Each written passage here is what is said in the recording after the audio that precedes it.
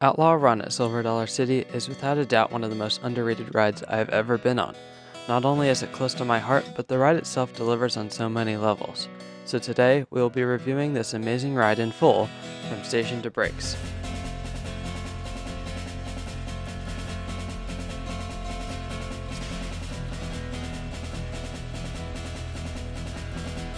Starting off this review, we'll go over Outlaw Run's 2,937 feet of track.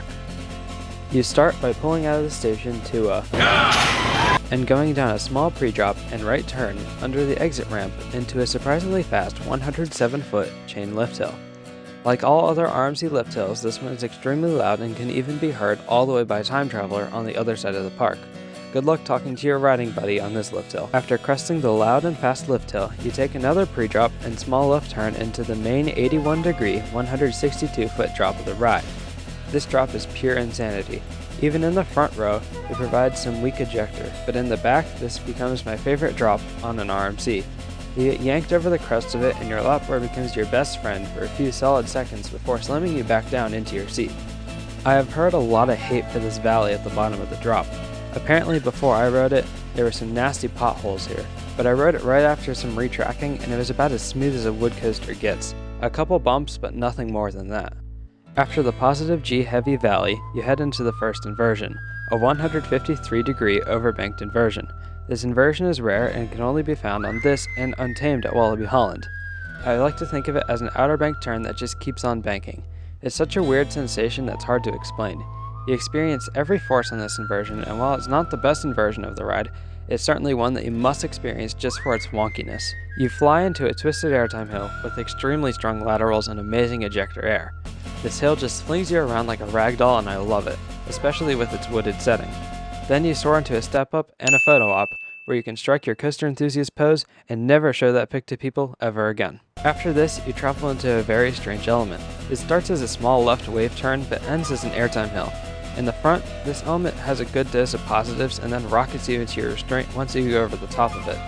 In the back, the positives are a lot less noticeable, but the drop off of it feels much longer and the airtime is much more sustained. After valleying back out, you go into the first true RMC wave turn ever built. And I'm sorry, Lightning Rod, I know you're my baby, but I just love Outlaw's wave turn way more than yours. Yes, ladies and gentlemen, it's true. This is my favorite wave turn. Its use of the terrain is perfection. If your hands are up, you feel as if you could touch those trees right above them. And the airtime is so strong and sustained, it just has no competition. Just listen to the POV.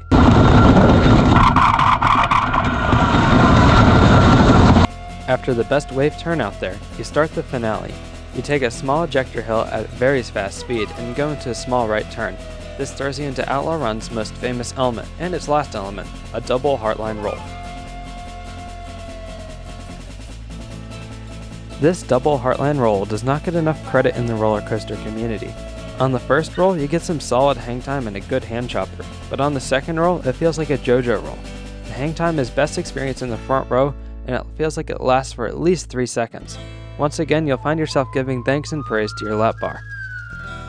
After being held upside down for several seconds, you take a tight, heavily banked right turn into the brake run, ending your short but fulfilling ride on Outlaw Run, which brings me to my first point. This ride does not feel short. Pretty much everyone I've talked to about Outlaw Run has complained about how short of a ride it is. I honestly felt like it was perfect. If it was any shorter, it would feel too short, but if it was any longer, it might be overwhelming.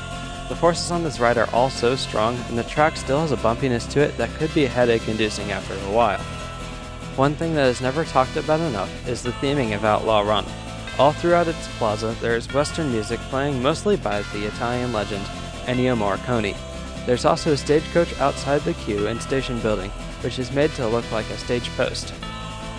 Once you walk in the entrance of the station, you immediately notice a theming cage full of items you might find in a stage post during the late 1800s. And once in the station, you can see all kinds of scattered theming on the ceiling and walls, most of which is just horse tack, but it's still a nice touch.